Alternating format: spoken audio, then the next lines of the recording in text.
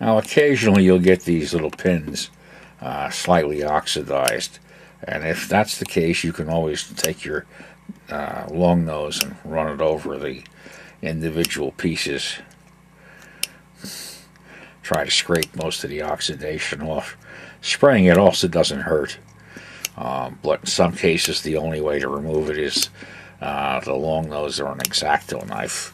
And basically they should be fairly shiny and not discolored too much. When they become discolored, that's generally a treat for oxidized. Okay.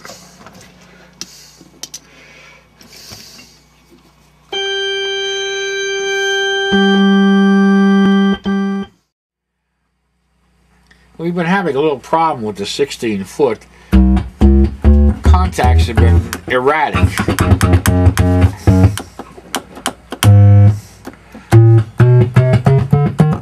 And the problem seems to get worse. You play with it, you bend with it. The 16-foot contact is the one right here. The one closest to you. The 4-foot is the third one in, and the mixture is the one back. So one of the things you can do is to sit there, take the bus bar, and gently, now mind you, the ground side is the back side of it, and and you'll find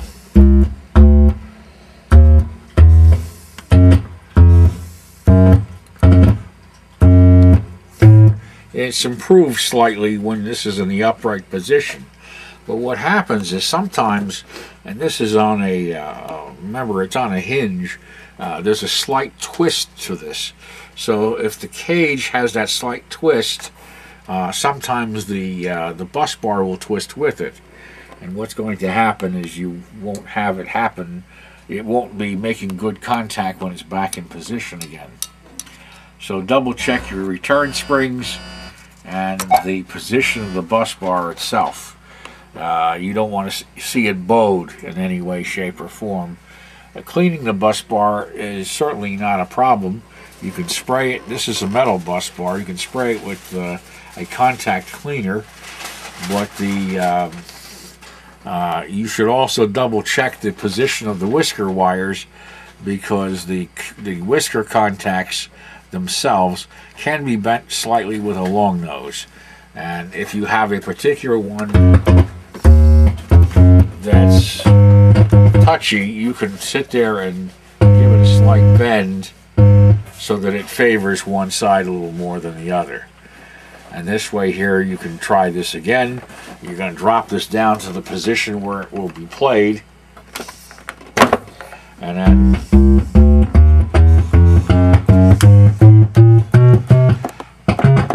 that one's touchy, so we're going to go and check that one out.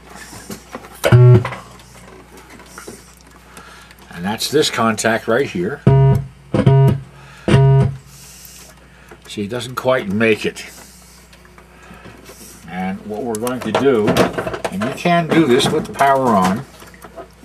This is only an audio signal.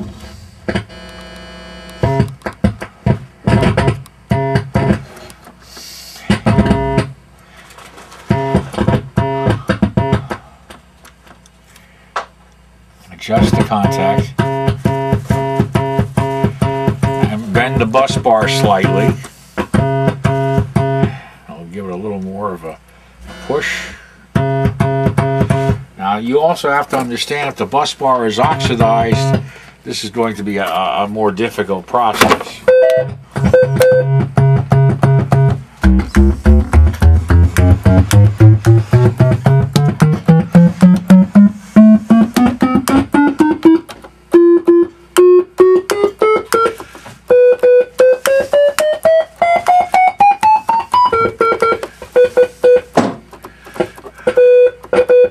There's another one that requires a little effort.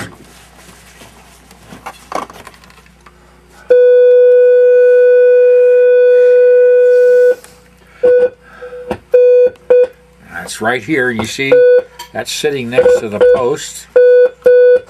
I'll just move the whisker wire over a little. Scrape the bus bar with the whisker wire.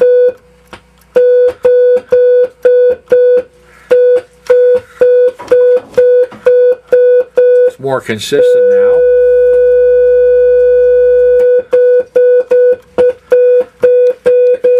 What you're doing is you're taking some of the oxide away. Let's see how it does in the lowered position.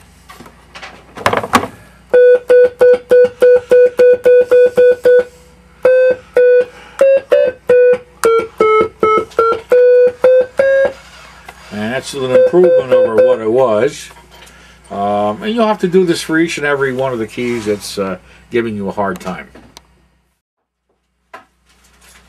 Alright, the last step you want to do when you get all the problems straightened out is tuning. And here's an example. Here's the C sharp.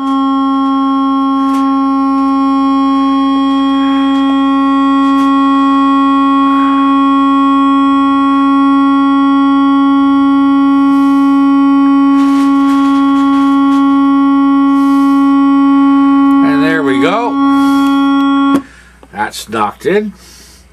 And let's see, then we're going to do the D and the D sharp. No, we already did D. We already did D. Okay, then we'll do D sharp.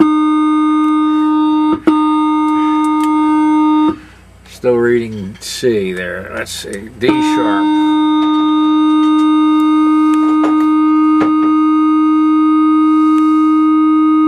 There we go. Okay. Let's see now.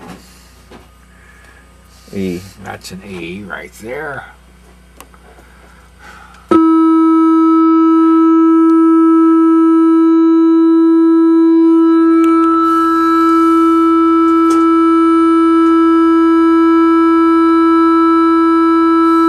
That's good.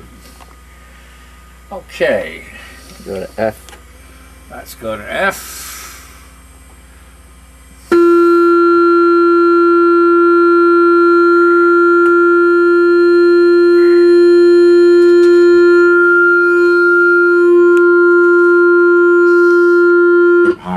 F sharp.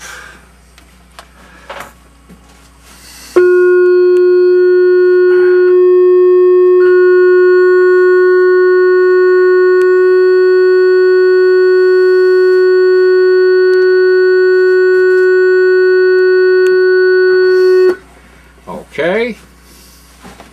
And we'll continue on so forth down the line until they're all tuned.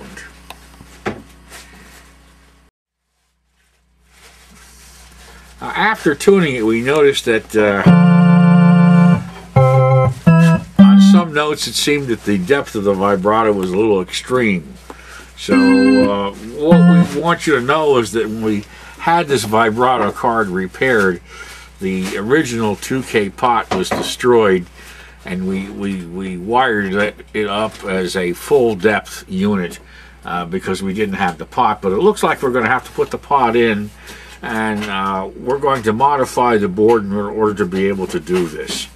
So therefore we're going to take the board out, and we're going to show you that there was a 25K pot here. This is your speed, and this one was the depth. That was 2K. So we're going to modify this to fit a much larger pot, unfortunately, but we're going to take care of that in a reasonable manner. Alright, we have the pot installed. Unfortunately, it's a little large, so we had to make a slight modification in the printed circuit board. And we've wired the pot in and adjusted it.